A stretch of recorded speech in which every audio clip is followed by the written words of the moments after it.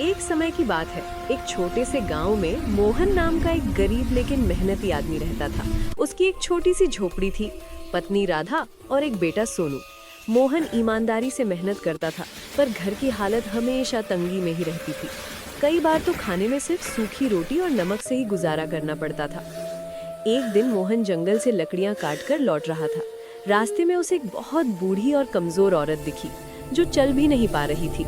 मोहन ने बिना कुछ सोचे उसे पानी पिलाया, अपनी रोटी का टुकड़ा दिया और सहारा देकर गांव तक छोड़ आया। बूढ़ी औरत की आंखों में आंसू आ गए। उसने कहा, बेटा, तुम बहुत दयालु हो। मैं तुम्हें एक चीज देती हूँ, लेकिन इसका सही इस्तेमाल करना। उसने मोहन को कपड़े में बंधा थोड़ा सा नमक दिया और कहा, ये जादुई नमक है। इसे जहाँ भी डालोगे वहाँ स्वाद के साथ साथ बरकत भी आएगी। लेकिन याद रखना, लालच मत करना। इतना कहकर वो औरत अचानक गायब हो गई। मोहन हैरान था, लेकिन नमक लेकर घर आ गया।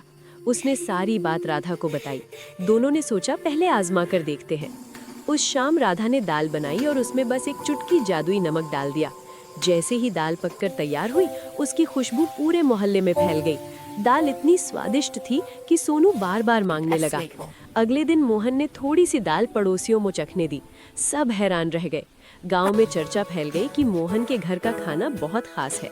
कुछ दिनों बाद मोहन ने एक छोटा सा ढाबा खोल लिया।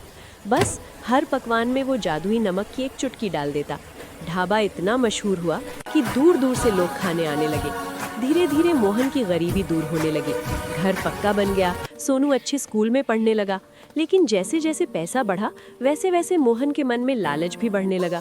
वो सोचने लगा, अगर मैं थोड़ा ज्यादा नमक डाल दूं तो स्वाद और बढ़ जाएगा और मैं और अमीर बन जाऊंगा। एक दिन उसने नियम तोड़ दिया।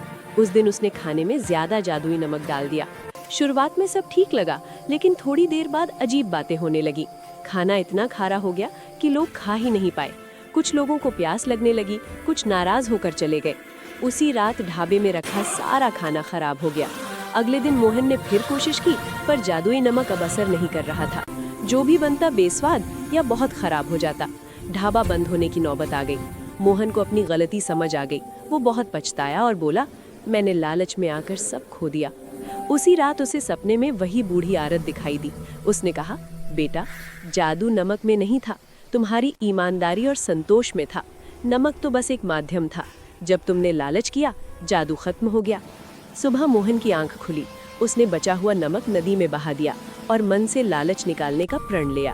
उसने फिर से साधारण ढाबा खोला, बिना किसी जादू के।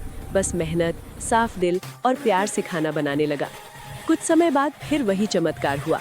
लोग उसके खाने की सादगी और अपनापन पसंद करने लगे। ढाबा धीरे धीरे फिर चल पड़ा।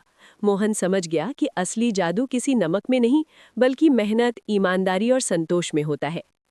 कहानी की सीख: लालच से मिला जादू टिकता नहीं, लेकिन ईमानदारी और संतोष से मिली सफलता हमेशा साथ देती है।